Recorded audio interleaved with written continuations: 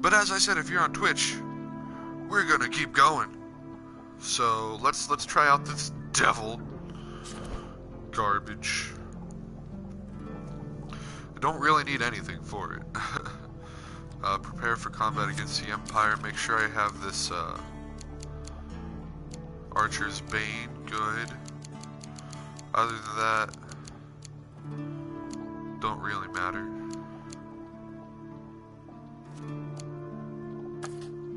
Let's not take that. Let's see what this is. Don't really want that. Let's see what this shield is.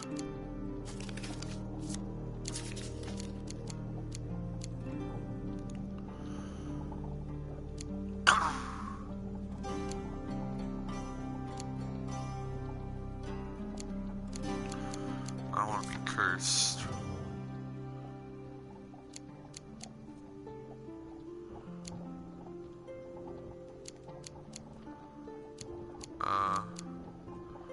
Let's give me a weapon. I want to see what Merchant's Favorite does. And I want to put the pig back in.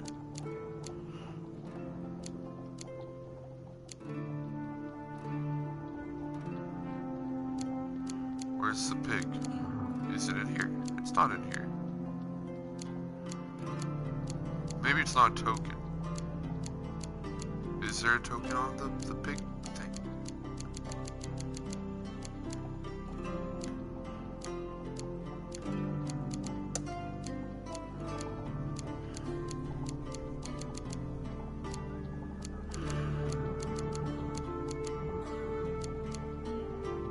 Fabled Beast.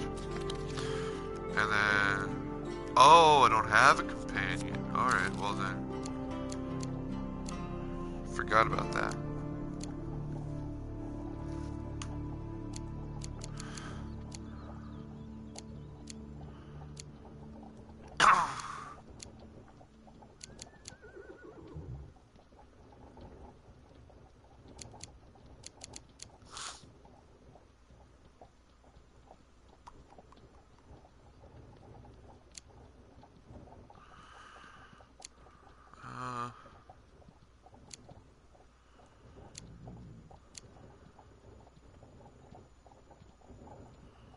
Now let's just do something easy like Cartographer.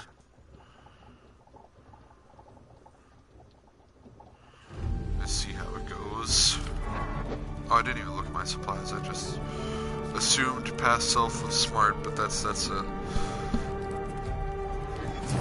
a bold assumption.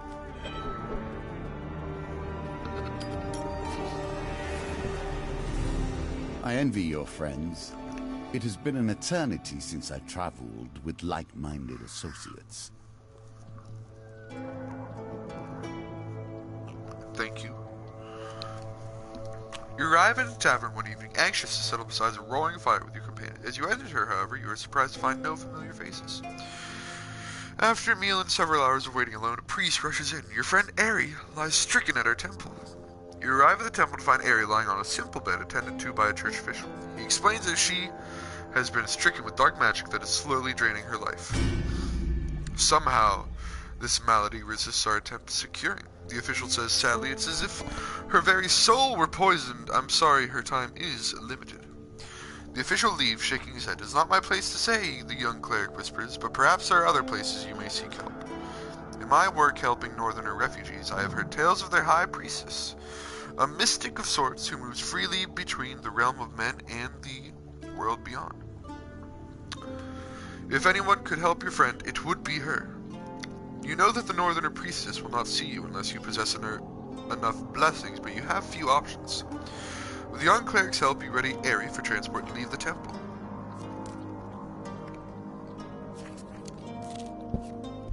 At least the usurper put up the illusion of honor.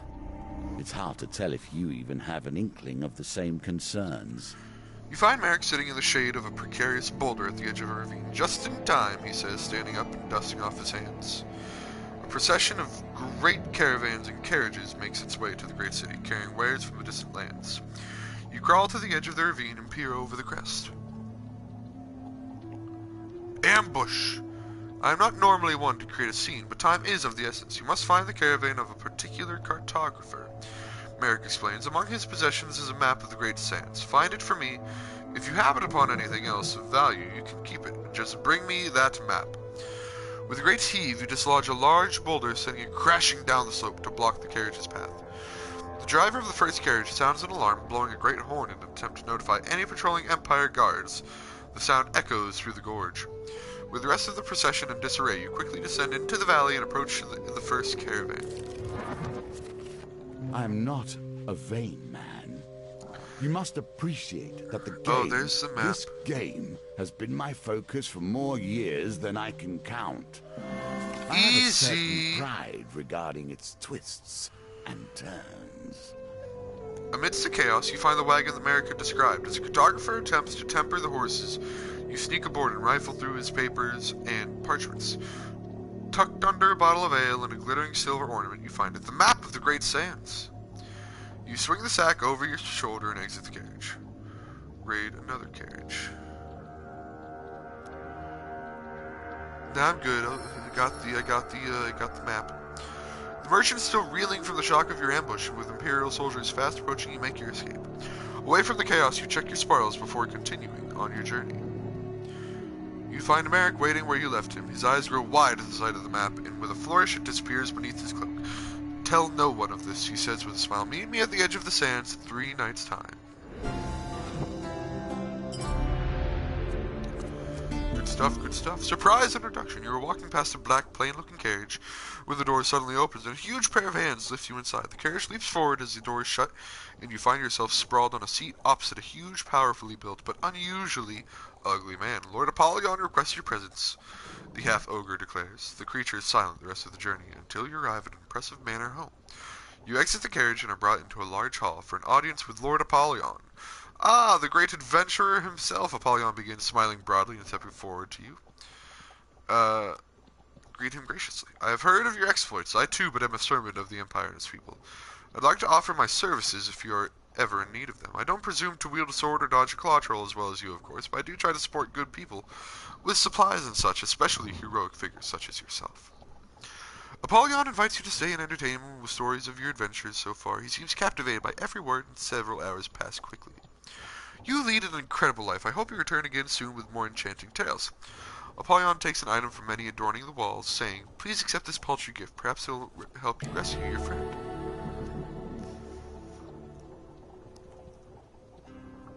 Oh, so it's just a very defense shield. Very defense. Allow my coachman to take you back, and please come visit again anytime. Sup, Lord Apollyon?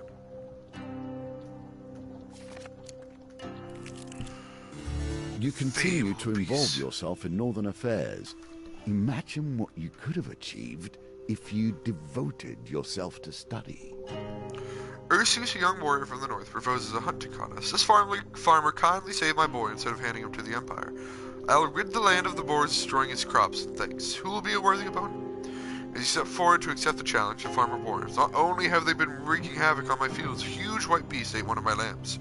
I hacked off one of his tusks, but he still roams. You and Ursus shake hands before heading into the fields, paying heed to the gnarly grunts echoing in the distance.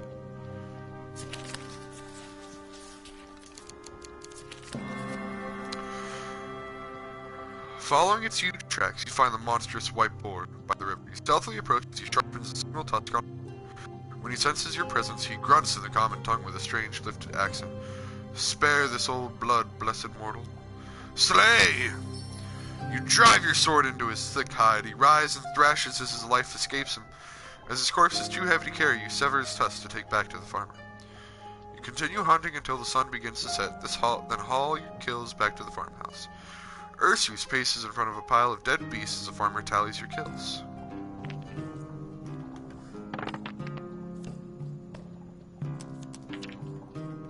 I need 9. Nice! This adventure is a clear winner today, having slain 18 beasts. The farmer take a basket from my latest harvest as reward.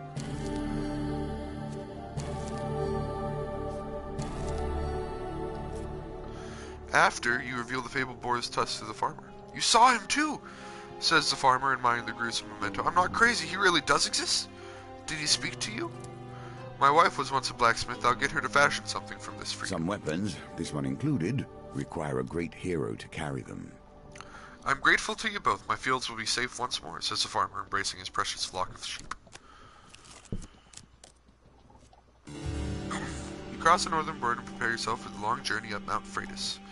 You are surprised, however, to find a band of northern warriors waiting for you. The high priestess is expecting you, the leader of the band declares. Wait, he says, stopping to peer at you intently. Her shadowness, Queen of Frost, cannot abide the presence of the unpure. You cannot enter the ritual house without sufficient sacred blessings. You require 3 more blessings. As you pass near a darkened alleyway one evening, a blackened and misshapen hand grasps you, pulling you close to the darkness. You stand at the precipice of ruin. The Dark Lord has taken an interest in your destiny, and even now is engineering your downfall. The hunched creature pulls you with surprising strength further into the shadows. But I can help! There is a magic that can help you beat him at his own game. We can craft it, you and I. Doing so may test your spirit, but that's better than eternal darkness, eh? He looks up at you, his yellow eyes glowing faintly. Do not fall to despair. We'll meet again soon. I need some blessings, dog.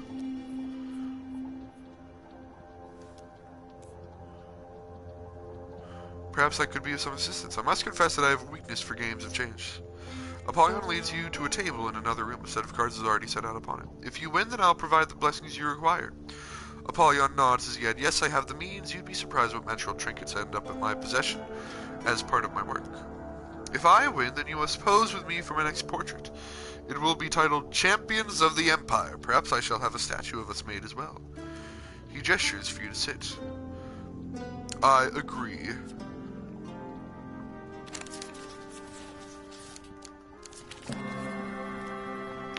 Well done! Apollyon claps in appreciation. I think you've played this game before. He gestures to a darkly robed man who you failed to notice standing in a shadowed corner. The man comes to stand before you, his deep voice slowly intoning words in a foreign tongue. My associate is a follower of an ancient religion that you may not be familiar with, but rest assured that his devotion is second to none. As you sit through the lengthy ritual, you feel yourself drifting in and out of consciousness, whether from the droning voice or the potent incense being burned, you cannot say. Optionally, retry any chance gambits. Huge failure is considered failure in precision gambits. Add +2 to each of your dice. +2 to each? That's already 6. Reduce the speed of a wheel gambit. You suddenly awake, Apollyon watching you with mild amusement from across the table. I expect you'll want to begin your journey to the High Priestess immediately. I sincerely hope your friend makes a full recovery. Yeah, sure you do, Apollyon, sure you do. Yeah, I'm ready. I'm ready, High Priestess. Show your worth through action. Yeah, sure. Where? With the guidance and protection, you quickly find yourself once more in the ritual house of Esmeranthia. I know why you have come, the giantess begins, moving to inspect Aerie. She quickly sneers, saying it is no wonder your holy people cannot heal her. This is no minor curse or a spell from a magician. A beast of the underworld has tainted your friend's spirit, and without my help, she will die. Esmeranthia pauses to consider you, her gaze boring into your soul. I think your fate will be to one day destroy the one who brings ruin to my people. Until then, the enemy of my enemy is my friend, yes? The Queen of Frost sends you to another room as she prepares a ritual.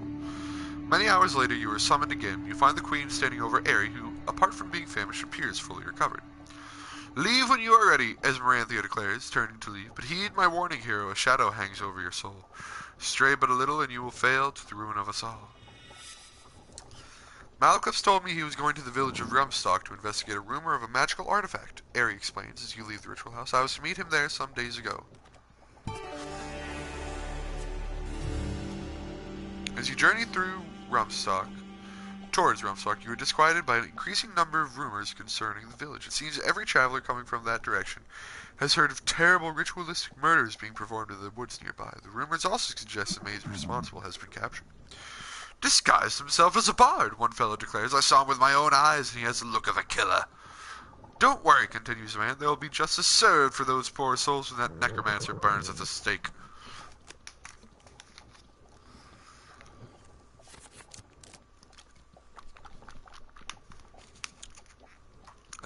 fame for this one.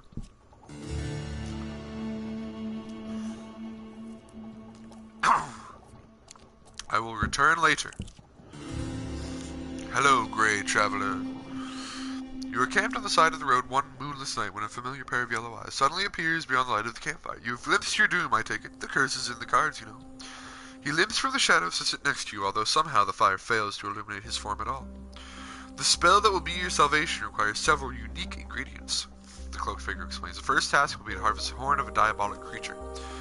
I know of one that will be easy to overcome, he says, producing a silver whistle from his cloak.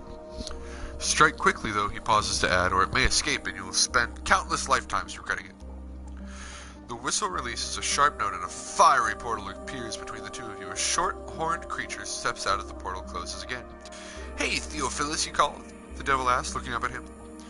The child-sized creature seems oblivious to your presence for the moment. Strike the creature from behind. With a mighty blow to the head, you knock the devil unconscious.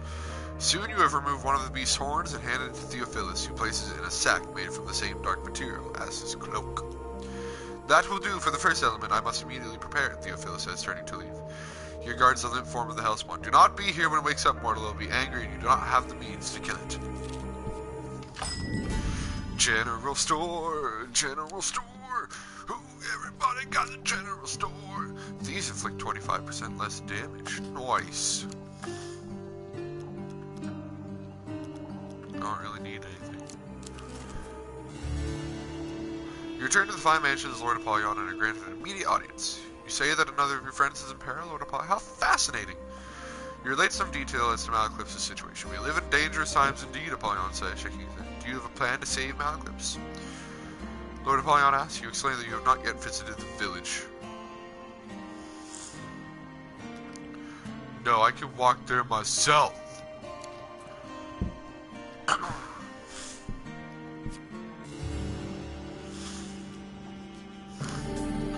Yeah, 7 gold.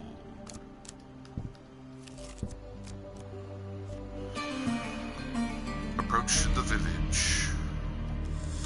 A wooden stake with brushwood piled around stands in the village center. A few peasants stand around talking eagerly about the impending doom of the so-called necromancy. You track down the mayor, who despite your pleas refuses to consider sparing the mage's life. The creature is bound head to toe in blessed iron, and he'll stay that way until burning under a full moon. Good, decent folk from this town would have been murdered, and I will see to it that they receive this justice. You plead Malaclypse's innocence. And who are you that we should listen, the mayor exclaims. It will take more than the word of a nameless mercenary to free this creature from darkness. Yo, Apollyon, I need some fame. Those dreadful peasants in the provinces can be savage folk, Apollyon declares, but I have a solution. If you will but play the cards once more, if you win, then I'll use my considerable influence to spread word of your great deeds in service to the people. Bards will sing your praises across the empire. The rabble love nothing more than a hero, a real defender of the people. Apollyon exclaims dryly. If it helps, I'll even have my personal herald accompany you. Your needs are more particular in this case. I must insist to see you up your ante. If I win, you must stay and entertain my guests with tales of your adventures. What do you say? Does the prospect of another winning hand entice you? I accept. That's the spirit, Apollyon exclaims with a laugh.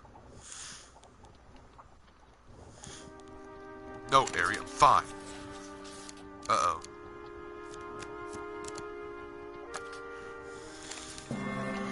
Yes, another win, Apollyon exclaims. You are adept at both combat and the fine arts.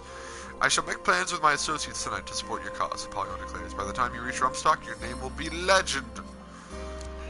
Legend.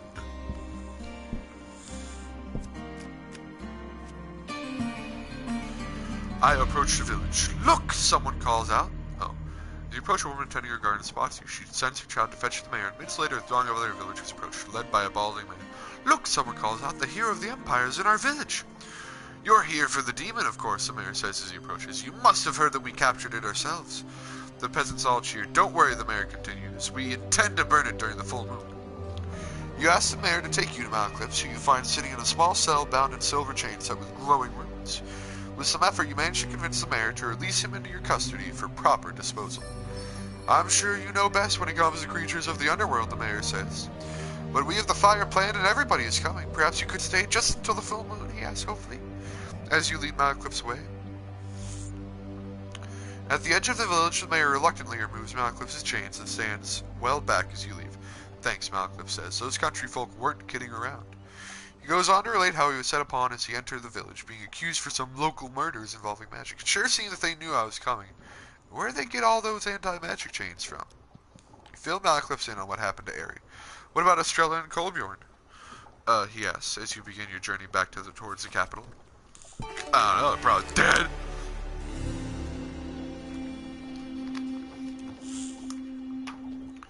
The next day,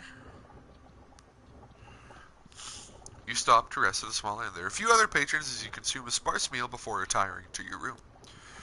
Moments later, you hear a strange noise at the window. It suddenly opens, allowing a hooded stranger to slip inside.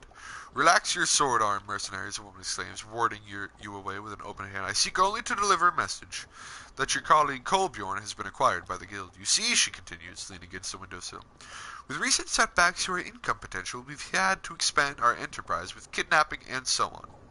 An rival tribe has an impressive bounty on your friend's head. It's all just business. For only 150 gold, you can buy your friend's life back. Bring the gold to the East Market Square, and someone will contact you. Otherwise, well, I can't say how he'll be treated by those barbarians, the cloaked woman says as she ducks back out of the window, vanishing into the darkness once more.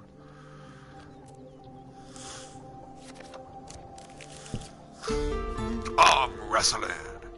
Your opponent in the third round is Perilee the Brass Hag. She touts herself as a fearsome pirate, but needs the money from this competition to get herself a boat.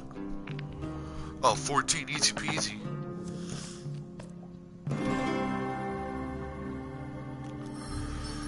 The Brass Hag cannot live up to the strength of her name and slumps in defeat. Yes. Yes. Yes.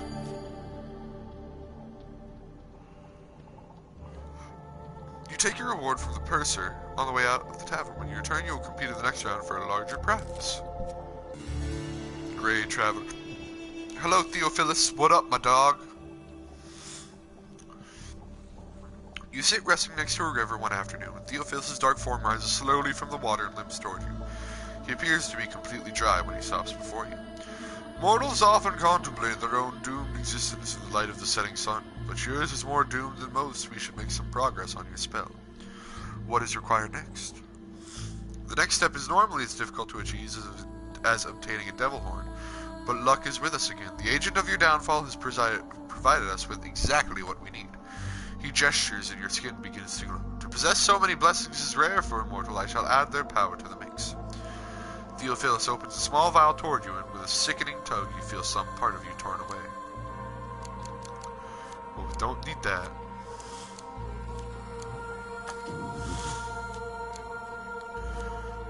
Sure.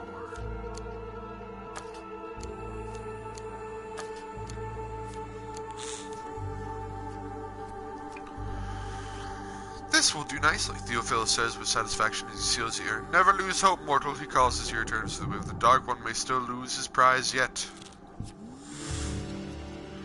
You enter a tavern one evening just as a gang of soldiers rise angrily from a table, leaving just a well-dressed civilian seated. You cheating son of a harpy, one of them yells. Gentlemen, please, I cannot help it if Lady Luck has taken to me this fine evening. Nobody's that lucky, a soldier exclaims, drawing his sword. The other soldiers advance around the table. The unarmed man suddenly leaps from his chair and ducks behind you, saying, Mercenary, I implore you, I'm a humble and honest merchant in need of aid.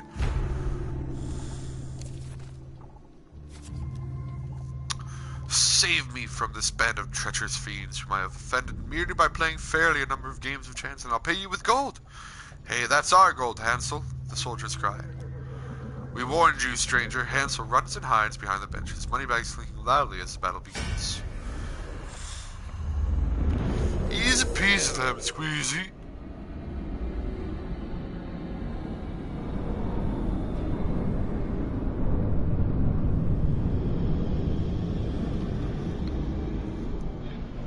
Oh, there's me. No, I'm not ready. Okay, great. Who is this? Broad shield, gnarled and robust. Put it between you and the thing that wants to hurt you, and it will keep you safe.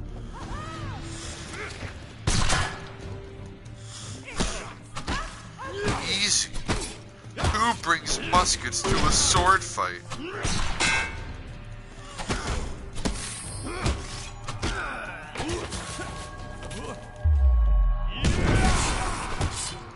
Get wrecked, son.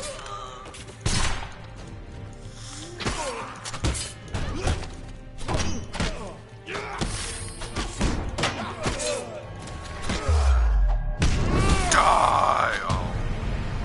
Well, that's just anticlimactic.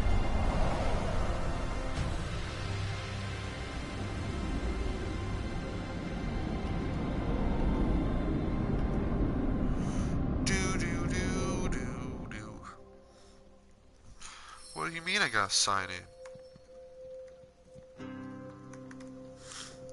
Having dealt with the threat of the vengeful soldiers, you turn to find Lucky Hansel lying behind the bench, a northerner warrior crouched over him. A man who cheats has no honor, the northerner says matter-of-factly, still sheathing his knife and hefting the merchant's money bags. He will not cheat me again. I agree.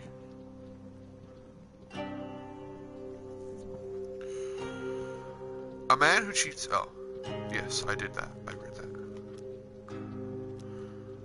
Search Hansel. You discover Hansel to be wearing an item that might explain his recent run of good luck. The dealer draws an equipment with a gambit trait. Imperial armor! Yeah, yeah, yeah, yeah! Cool.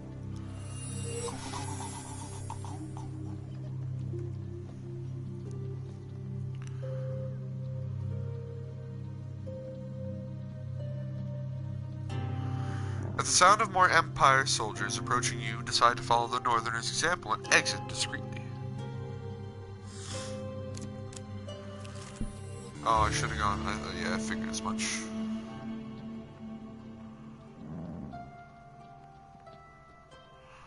There's no full day jobs tomorrow. They're all half-day stuff.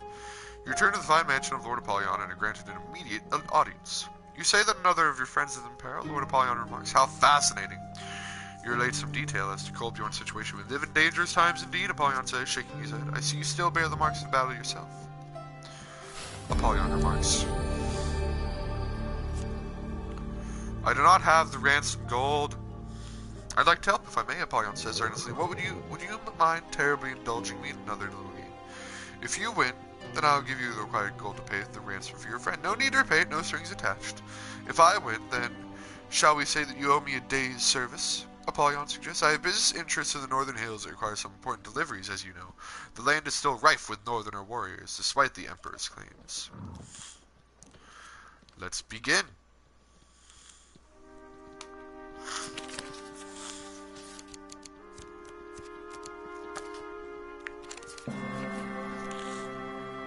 Ha! You win again. I think perhaps you were working a con on me. Apollyon laughs. With a gesture from Apollyon, a small humanoid creature brings over a chest of gold. 1 billion gold! I hope with that gold you get your friend back in one piece. Do visit again sometime and let me know how it went. Approach the markets. You enter into a wide courtyard filled with stalls and milling citizens. Within moments you are roughly drawn into a shady corner, protected from prying eyes by a variety of hanging carpets.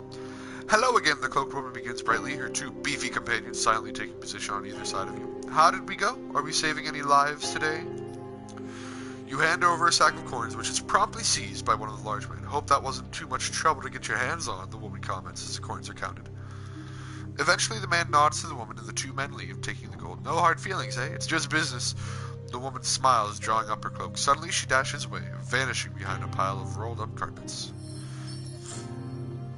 Afraid that you might have just been hoodwinked, you wander back through the crowds in time to see Kolbjorn being thrown from a moving wagon. You paid them, he says, standing and brushing himself off. I owe you my life.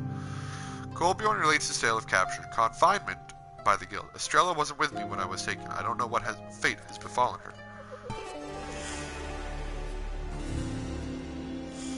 A herald enters the marketplace and announces that Captain Estrella Fior, traitor to the Empire, has been captured. She has been sentenced to death by the Emperor himself, the herald continues. Let her fate be an example to all who would consider defying his will. It won't work, interrupts the commoner. The more executions he hands out, the more the free people will rebel. The Emperor is cracking down on the lawlessness running rampant in this city, the Herald responds, and you sound like a rebel yourself. Discreet inquiries leads you to learn that Estrella is being held in a remote Empire stronghold, but nobody claims knowledge of where it is. It's over there. How will we ever rescue Estrella if we cannot even find her? Eri asks in anguish.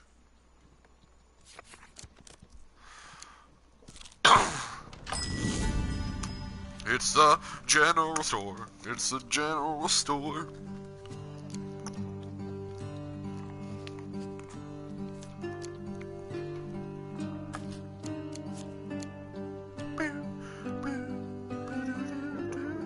Guess I'll buy this. Sure, why not? Archer's Bane's cool.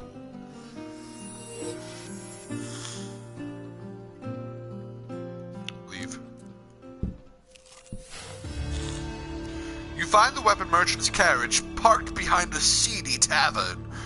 Sorry I had to dash last time, Esmeralda says as she welcomes you in. Her lavender eyes fix on Ares' tool belt. You know, I've come by a surplus of wares from the Battle of Crimson Bay. You are welcome to take something on the house. If I could use your services to mend this blasted thing. Esmeralda gestures to a metal contraption that looks suspiciously like a torture device.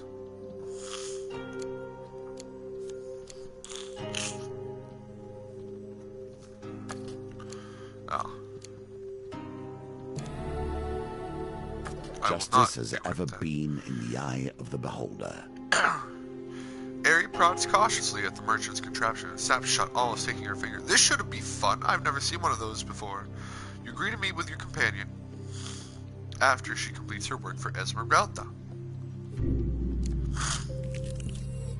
I cannot say that I see the point in taking a request to retrieve false idols from a false cleric, but you will make your own choices.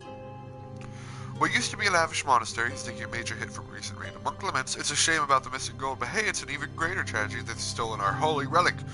You volunteer to search for the raiders.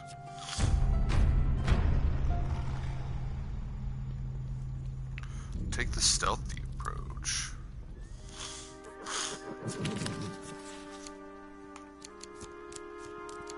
I'm happy with that. You stealthily tie the raiders up without disturbing their slumber and haul the stolen items back to the monastery. The monks grab the carved sapphire hat from you as soon as you return. The holy relic! This is worth far more than gold to us, so please, take the rest as your reward. Woo!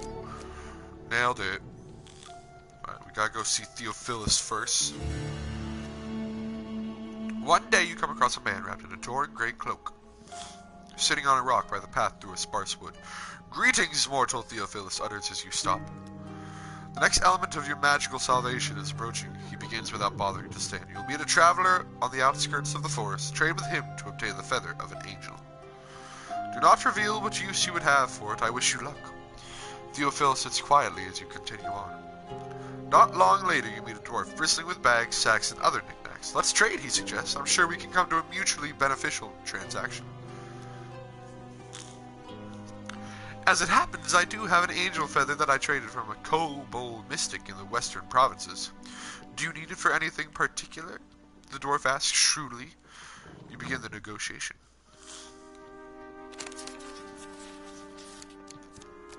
Easy peasy. You manage to convince the dwarf that the feather is probably a fake, worth little more than a few beads and the torn half of a map you find in your pack.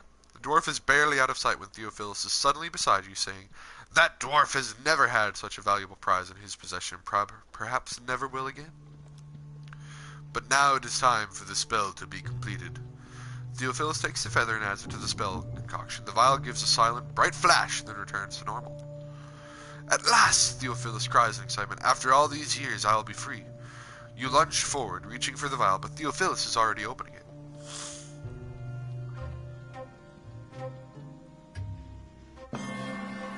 Easy. No! Theophilus cries as he wrestles the vial from his grasp. Please, mortal, you don't understand. This is my only chance for freedom. Explain yourself. I was like you once, full of purpose and an inflated sense of destiny, Theophilus says bitterly. I dared to stake my soul on a card game. I have been enslaved since before the Empire formed, before even the Dragon Slayers waged their war. I have seen and done things that would drive you to madness. Without that vial, I shall suffer countless lifetimes more. I gotta drink it. Last time I did. A huge success card is added to every chance card's gambit. What secrets could this reveal? No! Theophilus exclaims. You have condemned me to eternal torment. I guess we're fighting Theophilus then.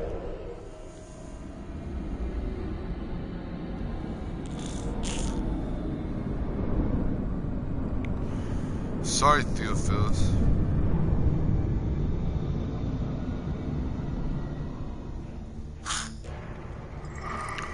What up, my main man, Theophilus? Desperate for salvation, your ally has turned against you. Race, you can drain life with an unavoidable spell. Attack them to quickly stop the effect. Well, a shade is easy to fight if it's just by itself.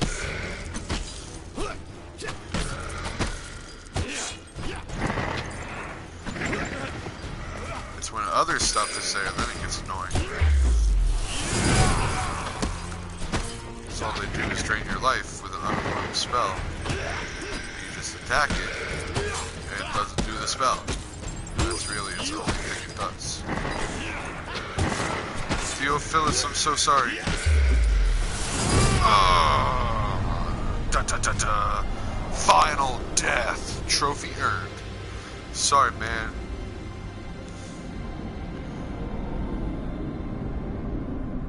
Had to. Had to. Death is no release for me. Theophilus whispers as he fades away. Soon it won't be for you either.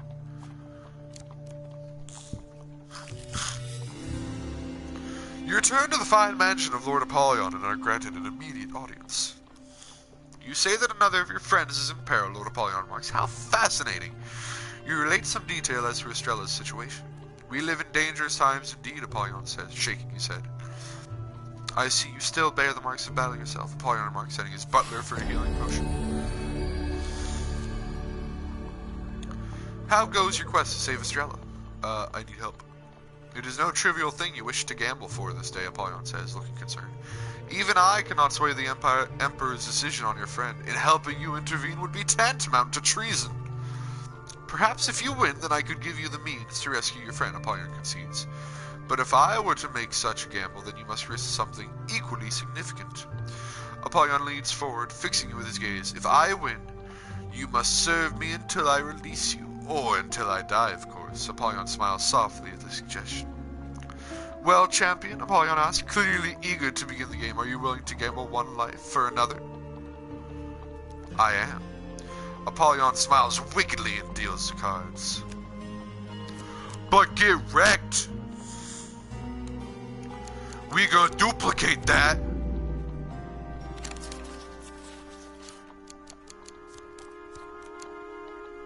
I'm happy with that. Apollyon sits silently for a moment, glaring at the cards before turning on you. You cheated! How did you do it? Tell me what magic you possess! The room falls into shadow as Apollyon throws the table aside. With a flick of his wrist and advances on you. Flames erupt from the hearth, and Apollyon seizes you, declaring, I must grant your prize, mortal, but know that I will not forget this.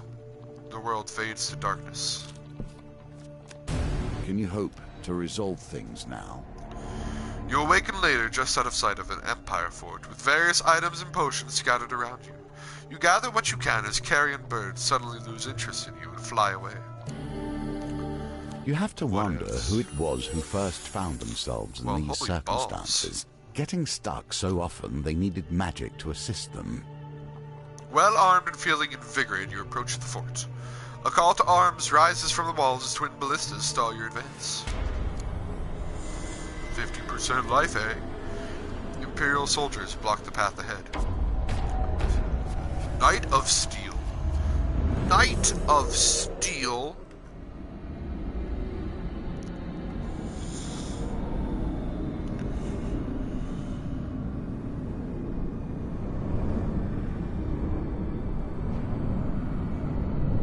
Let us go.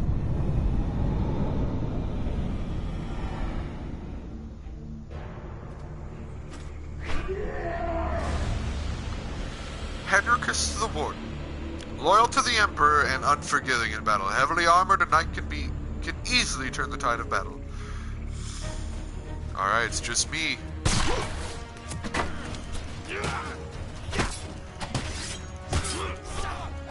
Me versus the world! Ow, he does a double attack? Okay, learning. Knowledge is important.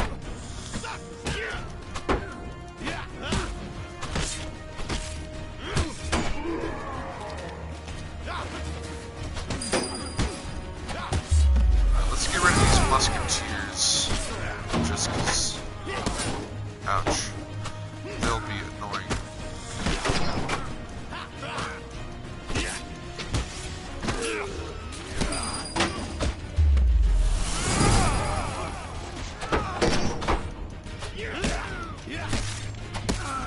Let's go, boys. Is there another musketeer over here? I thought there was. You're doing it high and off screen. No, I have a combo. You get it.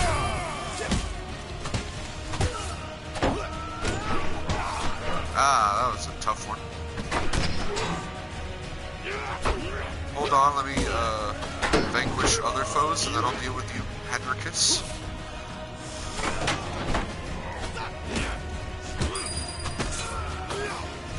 Right, I'm ready to deal with you now. Oh, a triple attack, eh? Okay. I get ya. Oop, should probably avoid that.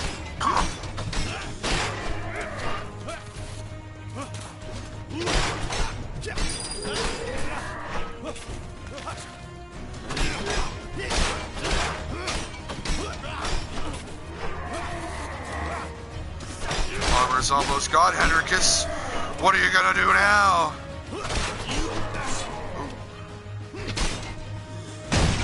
Right, it's me and you. None of this armor garbage. Get stabbed.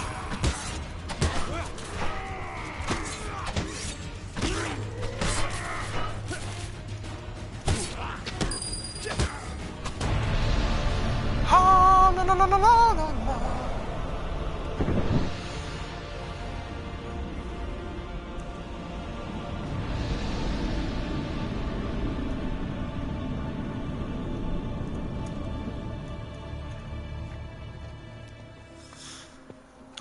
With birds already feasting on the greater part of the fort's garrison, you gain easy access to the fort and locate Estrella in her cell. Took your time, she says with a crooked smile. You briefly relate the difficulties that have beset your other companions as you exit the now deserted fort. I overheard the warden say that someone gave them information, told them right where I was going to be the day they ambushed me. Estrella says, pausing to relieve a fallen soldier of his weapon. It sounds like something with a lot of clout went to a lot of trouble organizing all this. You're making some powerful enemies. The impossible seems out of your grasp, at least for now. No gold. I got the silver, I get to enjoy the music. This music fills me with a sense of pride and accomplishment.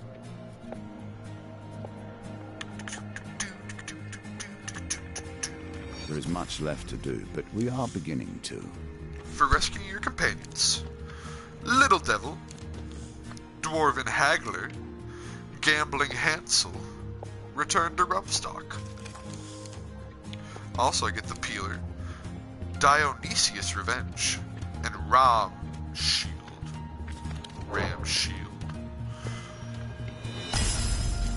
For raiding the caravans, Desert Trek.